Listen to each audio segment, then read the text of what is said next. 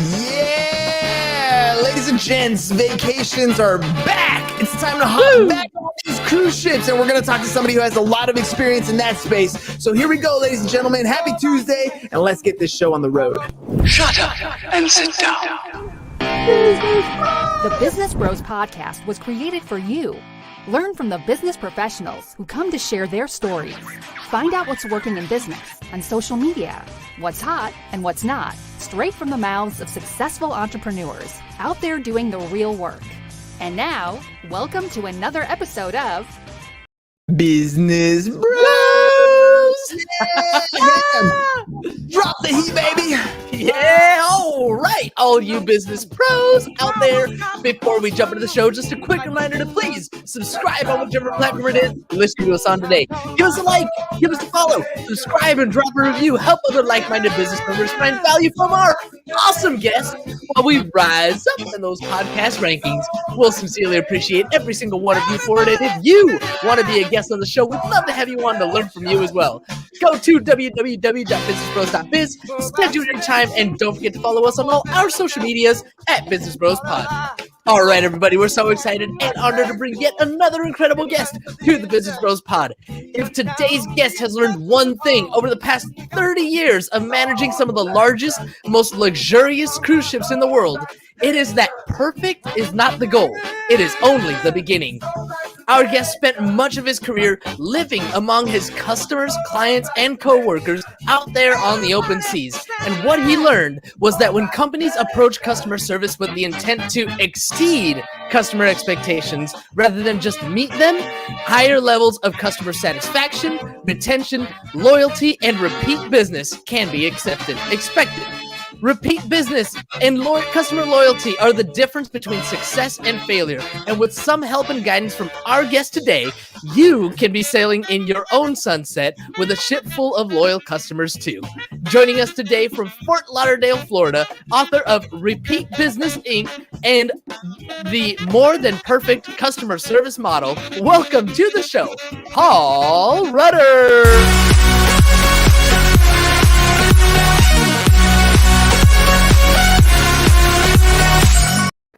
There it is, Paul. All right. Look at him, get up. Yeah, that's what I'm talking about, Paul. All right, let's jump into this program. Paul, welcome to the show. Well, first of all, thank you for that intro. I don't think I have anything to add to that. I think we're done. Thank you so much. That was an absolutely perfect intro. All right, ladies and gentlemen, we'll minutes see you and we're again out. tomorrow. Paul, all right, man. Customer service. It's funny.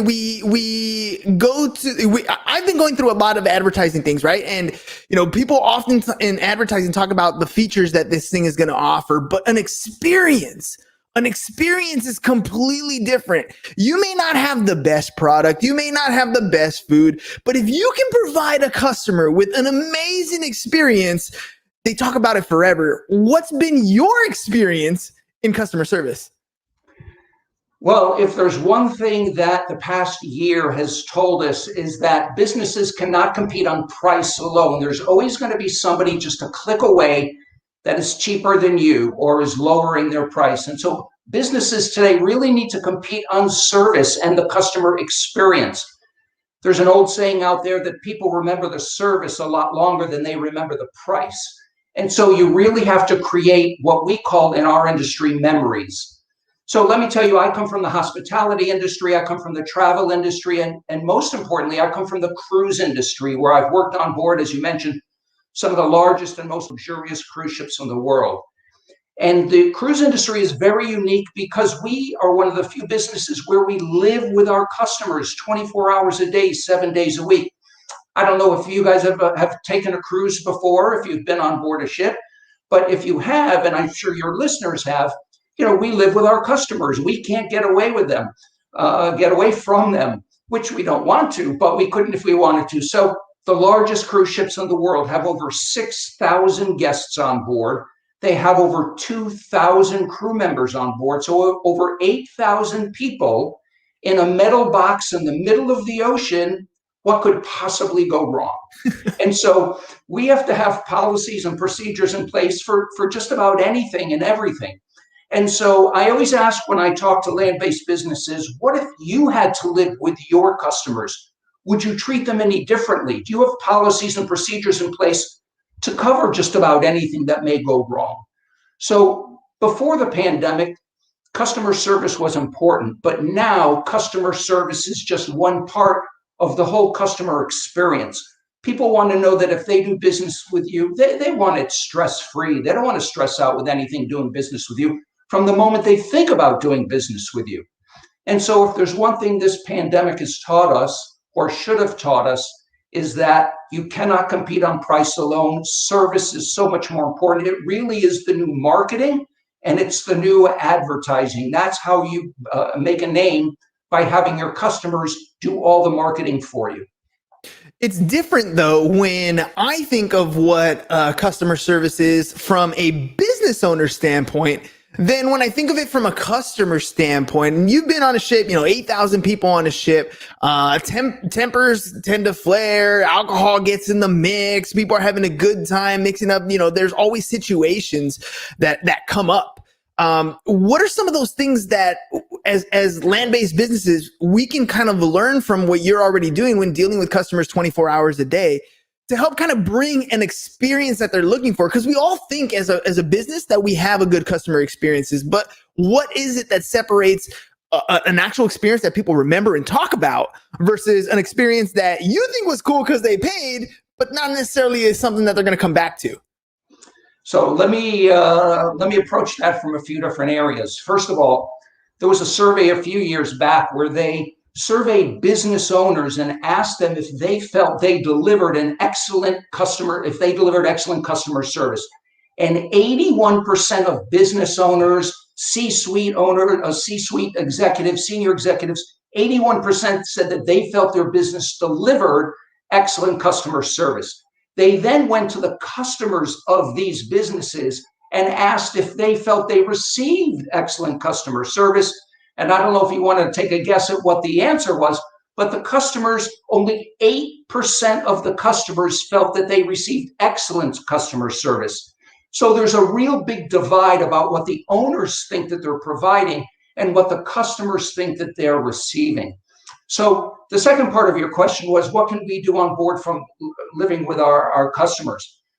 The first thing that any business has to do is actually listen to their customers. I know it's been said over and over again, but as customers, if we have a problem, the first thing we want to do is to just feel that we're being heard.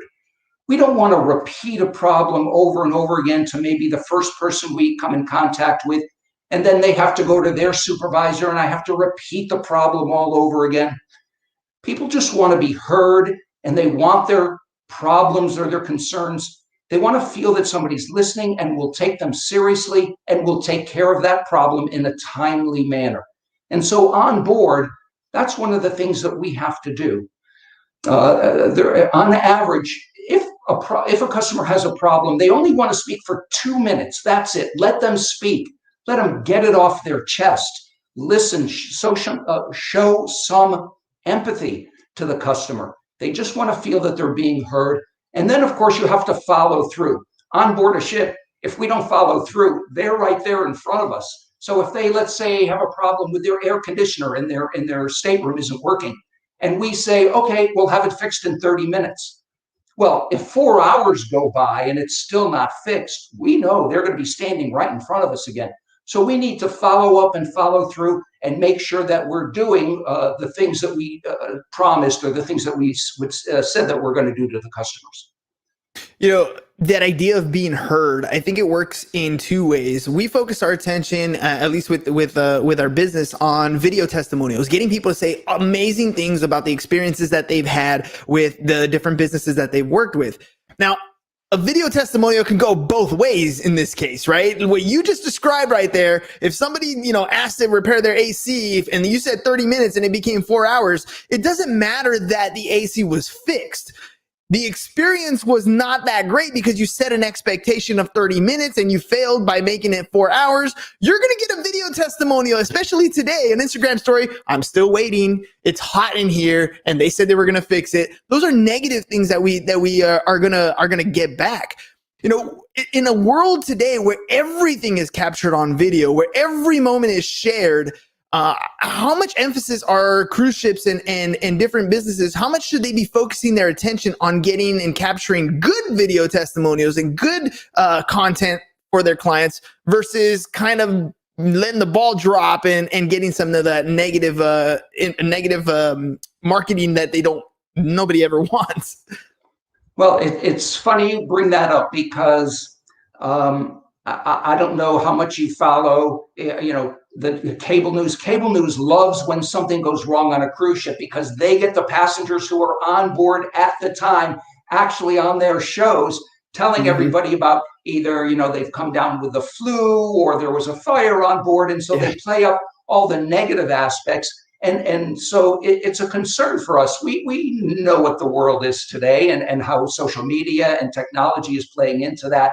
And so that's why it's important to capture the little wow moments, we call them, where we go above and beyond for people that really gets their attention. So yes, you're absolutely right. Getting positive feedback. And in the cruise industry, we send out evaluations at the end of every cruise. And so we're getting feedback every single week. And it's so important to learn from that feedback. If something goes wrong, what can you learn from it? A lot of businesses, a lot of people sort of dismiss negative feedback and don't think they can learn anything from it. But if you see trends in your feedback, then that's certainly something you can learn from and take away from. And when customers are taking the time to tell you that there's been a problem, you need to accept that and do something about it, because only 4% of customers will tell you something's wrong. The other 96%, they just walk down the street to your competitors. So yes, getting positive video testimonials, absolutely critical. Absolutely. Well, let's talk about your experience on these ships. Many, many years of being on cruise ships. First of all, I mean, my hat's off to you because James was a Navy guy. Me on ships, I don't do so well as far as, the motion type stuff. 30 years. What did you start off doing on the ship? What did you end up doing? And how does that shape your life today? Well, it's funny because I come from Connecticut, up in New England. I graduated Boston University. Go Terriers, a little plug for the Terriers. And the way I got the job is that I actually took my dog for a walk. I was in Connecticut. I had just graduated college. I lived across the street from the high school that I grew up in. I was taking my dog for a walk in the big high school, throwing the ball. She was getting her exercise. The principal of the high school walked out at that particular time, who I happened to know because I lived across the street, and we had a music program I was involved in. So we knew each other. He said, "Paul, how you doing? What's happening?" Just graduated college. And he just looked at me and said, "How'd you like to work on a cruise ship?" And I sort of looked around and to make sure he was talking to me. He knew somebody who knew somebody who knew somebody. And the next thing I knew, I was working on board a cruise ship. I was working in the casino. This was back in the late 70s when they were putting a few slot machines on ships. It was just starting out, the casinos. And this gentleman from the school was just putting a few slot machines. They needed a cashier. And so if I hadn't taken my dog for a walk at that particular time and that particular day, my life would be completely changed. So that's how I started out in the cruise industry. I just loved it. I was traveling in the Caribbean. It was getting cold in Connecticut. They flew me to Florida. I joined my first ship. I mean, what's not to love? I'm 21, 22 years old. And so I stuck with it. They sent me to Europe. Of course, I'm going to stay on board and do all of these things. And then it just got in my system.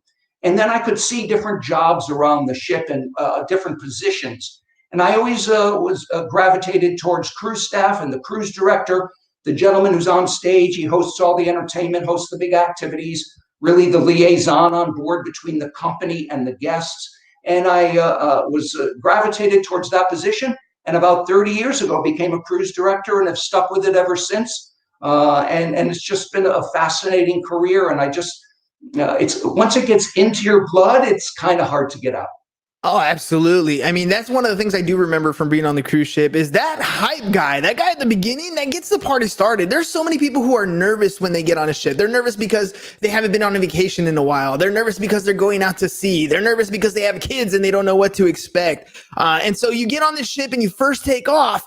and you're sitting there and you're like, okay, do I go straight to the buffet? Do I grab a drink? Do I jump in the pool? What do I do? And that liaison comes in and just kind of gets things going and gets the mood started.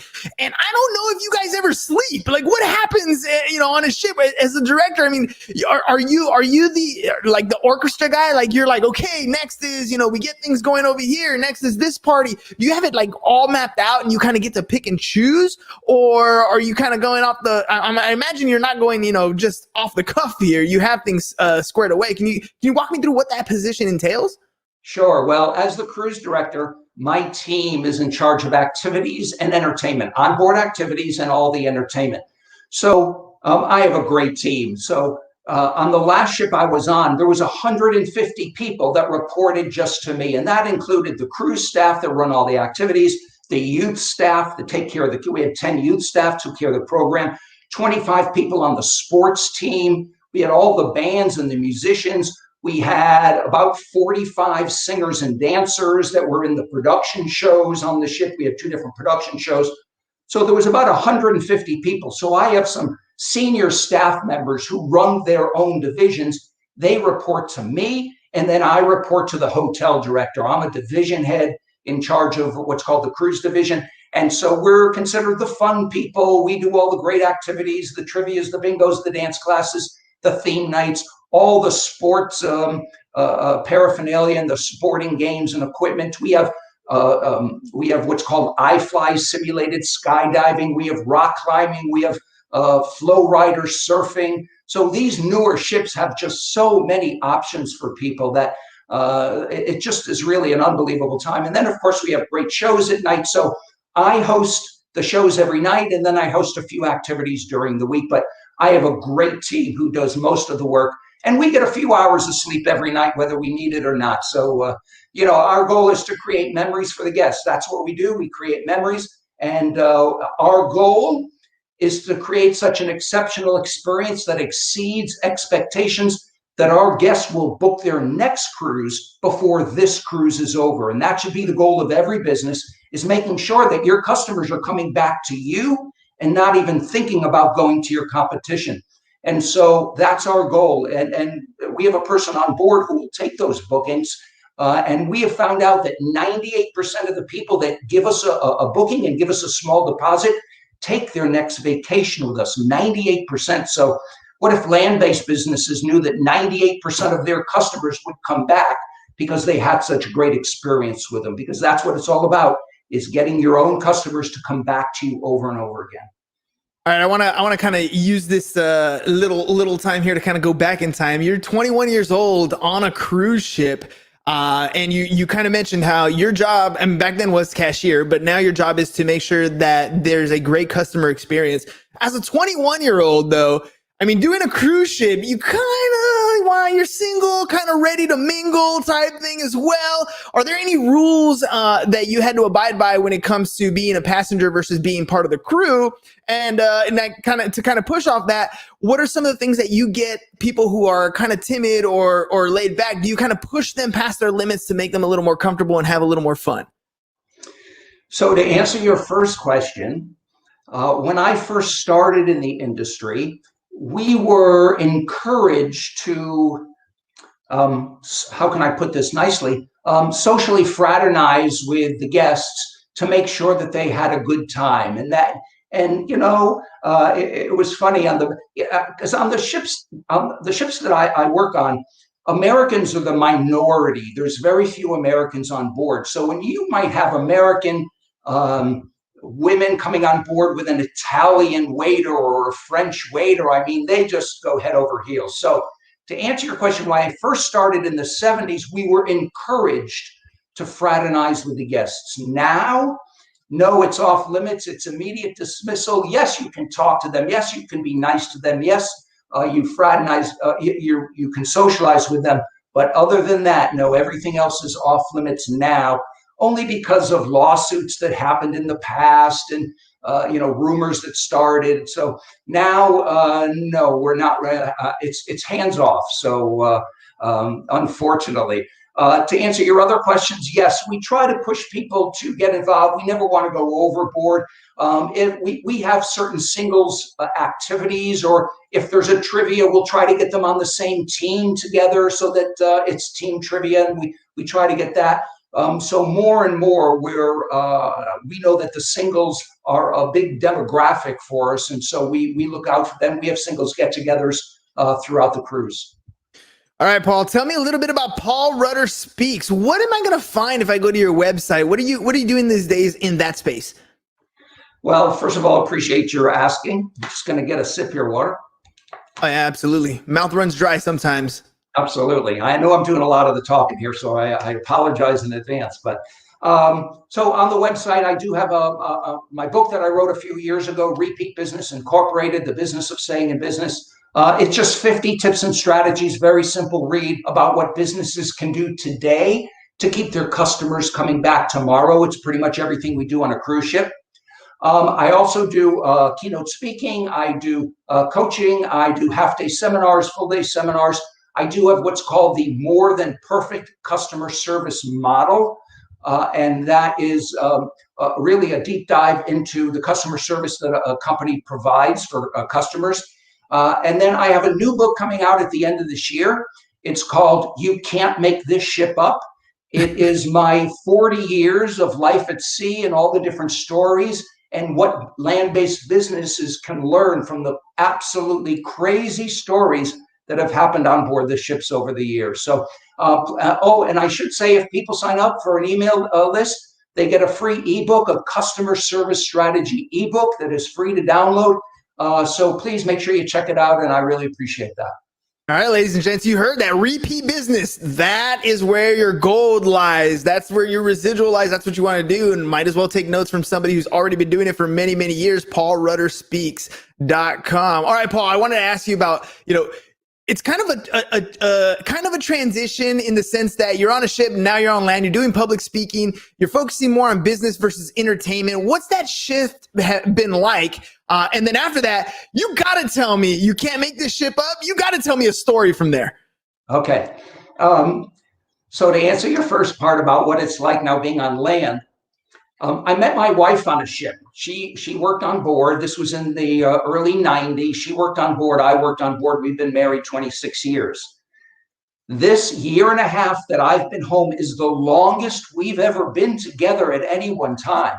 So this is a whole new dynamic to our marriage that we have never had to deal with before, because I'm always traveling, or she was traveling. She's an entertainer.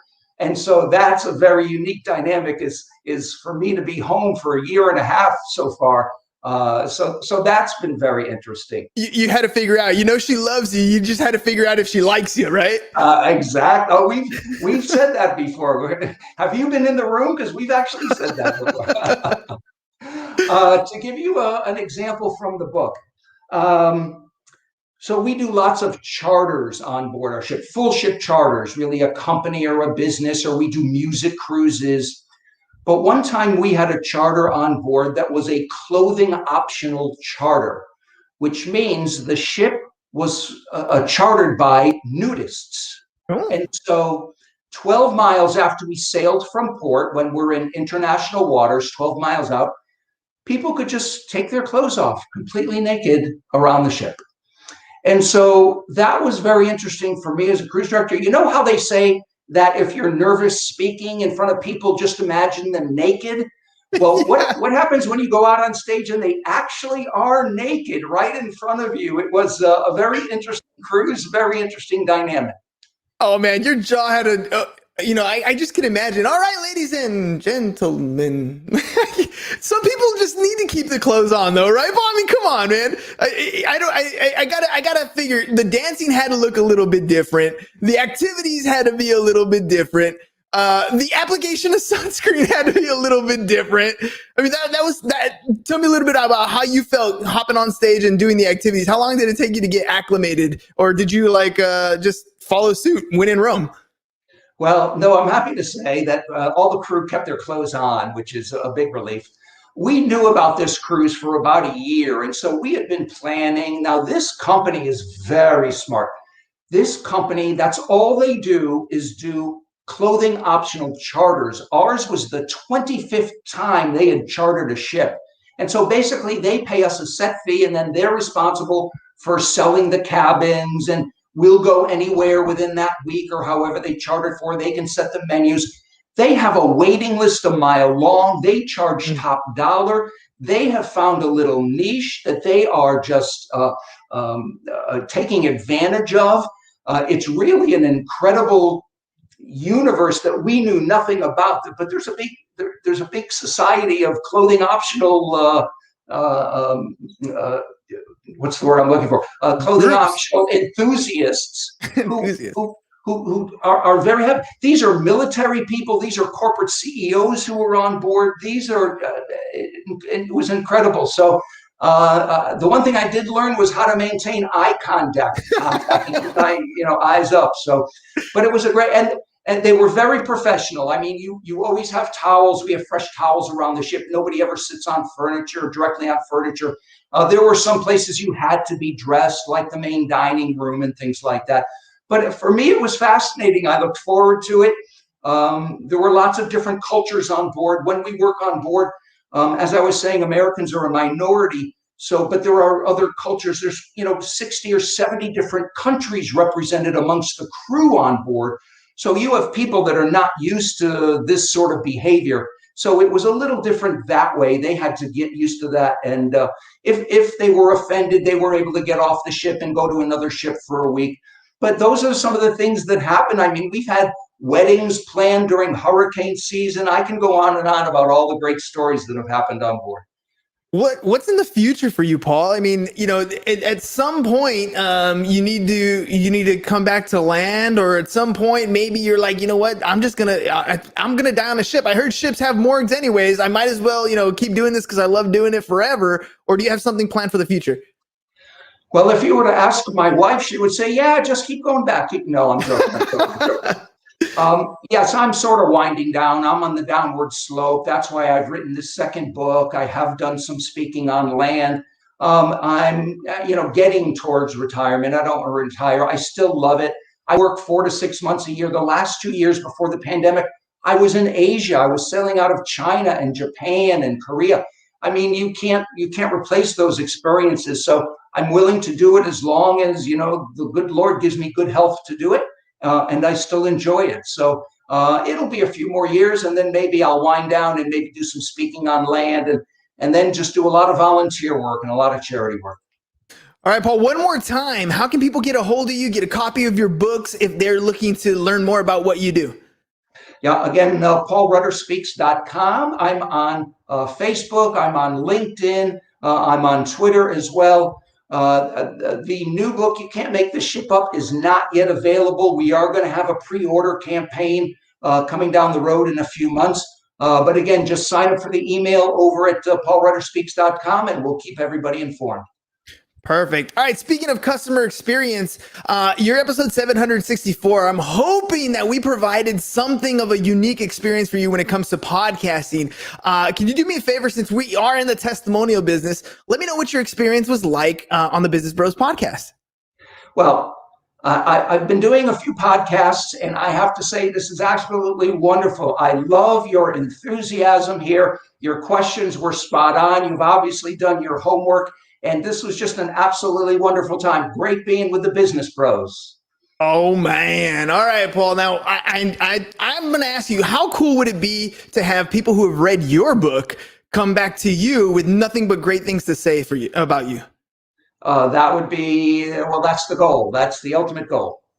Well, ladies and gentlemen, that's what we do. We get customers to talk about you guys just the way Paul did. And I'm going to share the secret with you, Paul. This is our framework. We use it for every single episode, and this is how we do it. First, we recognize how awesome you are. We did a little bit of Google research. We put together that fire intro. We said, Paul is an amazing dude. Look at all this stuff that he's done.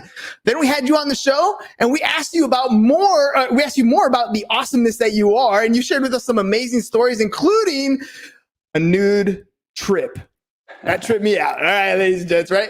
And then we asked you what you thought about our show. So, ladies and gents, this is how we do. We help you get more customers by, look, you already performed a great service. You've already done a good job. You're doing amazing things. Your customers are happy. Let us help help you get them talking about you a little bit more. So all you guys got to do is just go to businessbros.biz/testimonials and get your testimonials as soon as possible. And by the way, check out Paul's book. I mean, you talk about advertising, dude, I can't make this shit up. Like, that is one of the greatest titles that I've ever heard for a book. So make sure you guys go check it out. Go to www.paulrutterspeaks.com and get your pre-order squared away, or reach out to Paul himself. You never know where he's talking. He can share a bunch of cool stories and help you get more customers coming back on a regular basis. All right, ladies and gents, Paul, thank you very much for being on the program. Really appreciate you taking the time.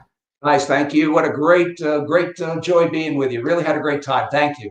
Thank you, Paul. All right, ladies and gents, we'll see you guys again, mañana. Wait. Before we go, 3 years today. Oh my gosh, I forgot. It is our anniversary. 3 years of podcasting. Paul, you're our anniversary episode. How about that?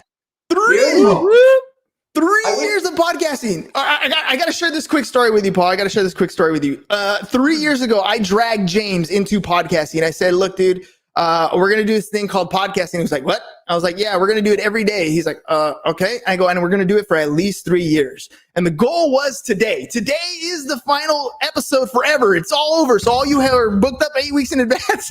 I'm just messing with you guys. No, but it's a matter of commitment. Paul, when you first started on your ship, I'm going to ask you this. When you're 21 years old, did you commit to a certain time where you were going to say, I'm going to do this for a certain amount of time, and then if I don't like it, I'll leave, and if I do, I'll stick with it? Yes, it was 3 months. I had a commitment of 3 months, and it's now been over 40 years. That's what I'm saying. Pam, I'm going to ask you that same question. On day one, the way I got you to do the episodes was I grabbed a 6-pack of Miller Lite and I said, let's do this, dude. And that's how you started. That's where Business Bros came from. Are you happy you did it? Hell yes. Absolutely. Now I got even my own podcast now I got going on. So, and that's going to keep going. Podcasts changed my life. Good job, bro. I wish I had a bottle of champagne, guys. I would have, popped the champagne in honor of you guys today. Well, thank you very much, at least for saying that. I'll visually pop the cork, and maybe we'll pop a cork here later on today. All right, ladies and gents, 3 years. Paul, thank you again for coming on the show. Maybe we'll celebrate and do a nudie trip. Who knows? But hey, you can't make this ship up. That's all I'm saying. All right, ladies and gents, we'll talk to you guys later. Peace, and we're out. Guys. Thank you for listening to the Business Bros Podcast. Are you looking to get more clients or to increase your income? Hernan, the business bro, can help you generate referrals through the power of podcasting. And James, the insurance bro with Pipeline Insurance, can help you effectively add insurance to your existing business. If you are ready to create wealth today and generational wealth for tomorrow, email businessbros@csfirst.com to schedule a free consultation. Or join the Business Bros Network, www.businessbros.biz.